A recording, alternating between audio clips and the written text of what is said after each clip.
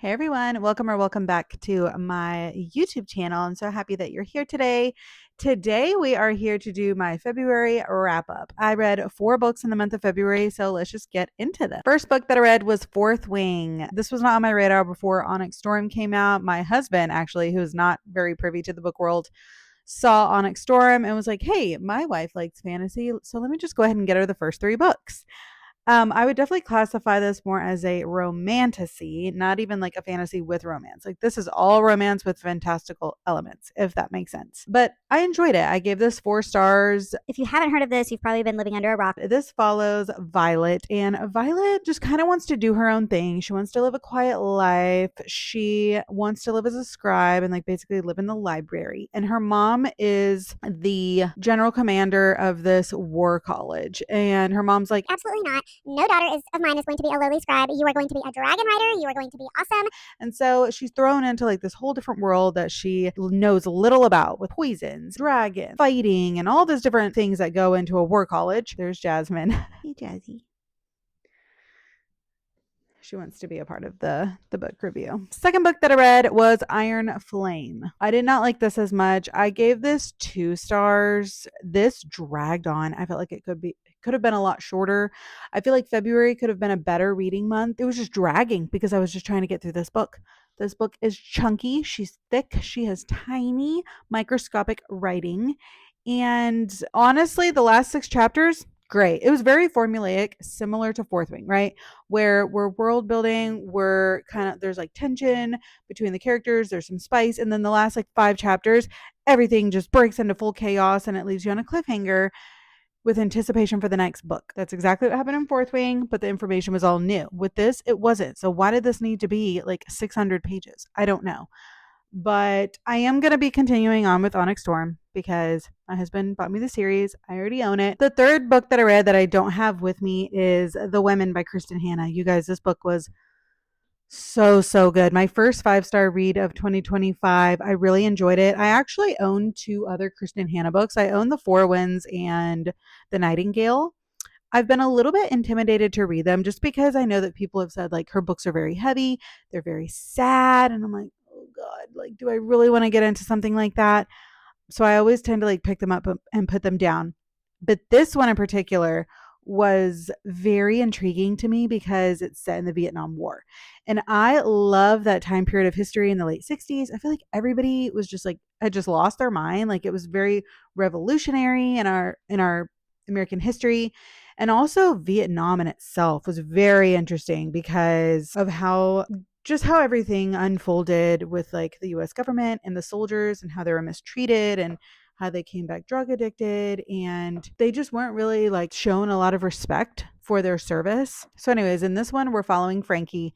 She's a nurse and she is very well off and well to do. Her family has money. Her brother actually leaves and goes and joins the war and he passes away. This all happens very quickly, like within the first 2 chapters. He passes away, and Frankie is like, I'm tired of being in my little bubble. I'm tired of being sheltered. I want to help. I want to be of service. And so she does that. She leaves for the Vietnam War to be a nurse. And the first half of the book is her experiences there and love loss and race and trauma and all of these things. And the second half of the book is her coming home and how she's treated, or mistreated I should say, by friends, by family. She's really affected by the Vietnam War and she doesn't realize just how much she was affected by the war. And you guys, it was just so good. I actually read the author's note at the end, and Kristen Hanna did say that she started writing this book in 1995, but she knew that she didn't have like the life experience or the experience as a writer to really do it justice like it deserved. And so she's been chipping away at it and finally released it last year, and it really shows. It's really well fleshed out. I really enjoyed Frankie as a character. I didn't think that I was going to like it as much as I did. I thought that the war part was going to be interesting and then her coming home was going to be sort of a drag. It was not. One half was just as interesting as the other. And yeah, I give it 5 stars. I really liked it. The last book that I read was my second 5-star read. and that is The Last Word by Taylor Adams. I talked a little bit about this on my TikTok. I feel like people have either loved this or absolutely hated it. This follows a girl named Emma, and Emma is, we don't really know too much about Emma. We know that she's like depressed, she's running from something, which you do find out more about as the book goes on. But she takes a job house sitting for this woman who owns a remote beach house in Washington.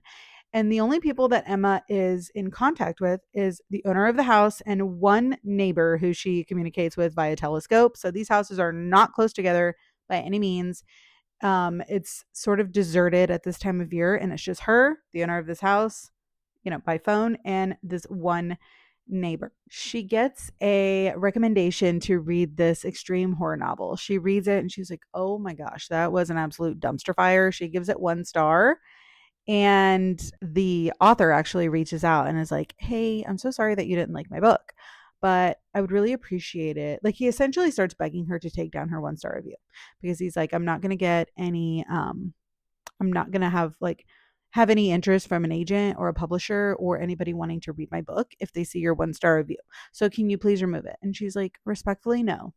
And he keeps pushing it. And finally, she's like, no, my review stands. The book was shit. If it was better, I would have given it a better star rating. And the book takes off from there. All of this weird stuff starts happening. Like, she starts smelling weird things and seeing weird things in the house. This book reads like a horror novel.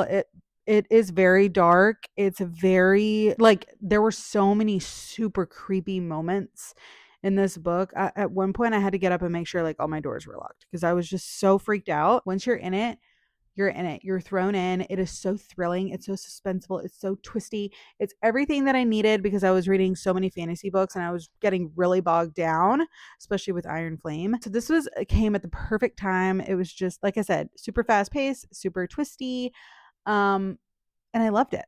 5 stars. So those were all of the books that I read in February. I am so looking forward to March. I'm reading 2 right now. I've already finished 1. And because of the change in weather and the sun coming out, I feel like I am gravitating more towards like spring and summery reads, just lighter, fluffier reads, which has been very refreshing. But you never know, could throw some fantasy in there. I do love fantasy. I tend to be a little bit more of a mood reader, but I am going to try to make a TBR, at least put 1 or 2 books, like draw from the TBR jar and have that. So yeah, that is it. Thank you guys for tuning in. Let me know if you've read any of these books, what you thought about them, if any of them are on your radar. And yeah, I will see you guys in my next video. Bye.